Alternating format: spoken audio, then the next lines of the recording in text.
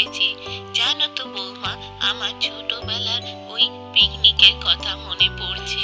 ছোটবেলায় সকলে মিলে বন্ধুরা একসাথে পিকনিক করতাম। কেউ চাল আনতো, কেউ ডাল আনতো, কেউ আনতো আলু, পারলে দুটো ডিমও থাকতো। আহা, সেদিনের কথা মনে পড়ে গেল। হ্যাঁ মা, আপনি যা বলেছেন, আমরাও ছোটবেলায় ওই সকলে একটু একটু করে চাঁদা তুলে বন্ধুরা মিলে পিকনিক করতাম। শীতকাল এলেই এইসব জিনিস বড্ড মনে পড়ে। এখন সংসারের কাজে এমন আটকে পড়েছি, সেই সব দিন মনে করেও তো লাভ নেই। ইচ্ছে হয় সবাই মিলে পিকনিক করি। চলুন না মা, এই বছর একটু পিকনিক করা যাক সকলে মিলে আমাদের পাশের খামারে।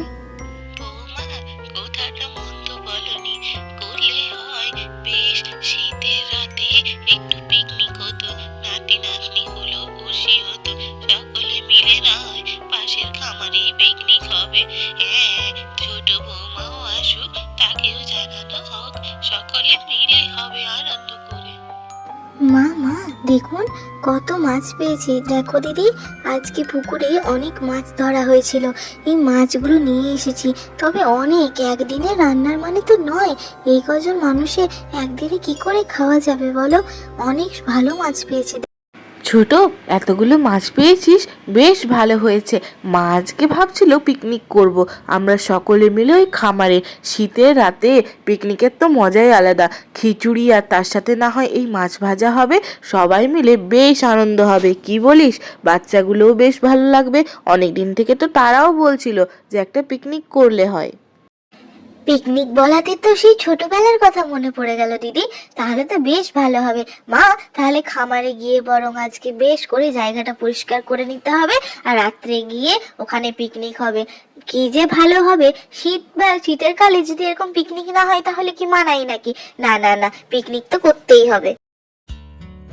ছোট রে, খিচুড়িটা কিন্তু বেশ ফুটেই উঠেছে। চাল ডাল দিয়েছি আর বেশ করে শীতের সবজি দিয়েছি, ভালো হবে জানিস তো।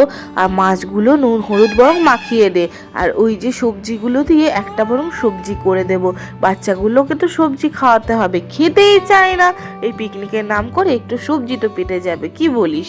ভালোই হবে। মা মা আজকে পিকনিক হচ্ছে হচ্ছে মা, আজকে পিকনিক হচ্ছে। কি মজা, কি মজা, কি মজা! আমার মাছের বড় পিসটা হচ্ছে আমার। হ্যাঁ, আমার ভাইকে দেবে না কিন্তু গো। ভাইটা বড্ড বাজি, একা একাই খেয়ে নেয়। এই দিদি, কি বলছিস রে? মাছের বড় পিসটা তুই নিবি?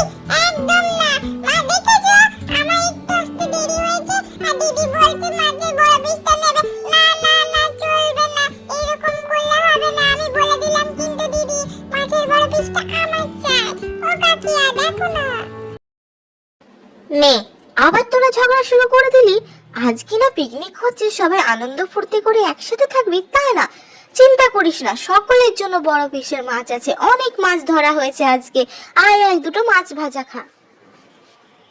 জানিস তো দিদি ভাই, আমরা যখন ছোট ছিলাম আমাদের বাড়ির যে মাঠ থাকতো সেখানে সকল বন্ধুরা মিলে পিকনিক করতাম। কেউ আনতো চাল, কেউ আনতো ডাল, আর কেউ বা আনতো মশলা, আর সকলে মিলে তখন আমরা ডিমের পিকনিক করতাম। তাছাড়া তো এখনকার মতো তো অত মাছ মাংস সুবিধা ছিল না। আমরা সকলে মিলে ডিম পিকনিক করতাম। ওই 2 টাকা 1 টাকার ডিম কিনে ওই ডিমের ঝোল আর হতো খিচুড়ি। আহা, সে কি স্বাদ! ছোটবেলার কথা মনে পড়ে গেল। নাও নাও, অনেক তো গল্প হলো, এবার তো পিকনিকের খাওয়া দাওয়া শুরু করতে হবে। রাত তো অনেকখানি হলো। চলো, গরম গরম খাবার দাবার রয়েছে, সকলে মিলে আনন্দ করে খেয়ে নি, তবেই না পিকনিকের মজা আসবে।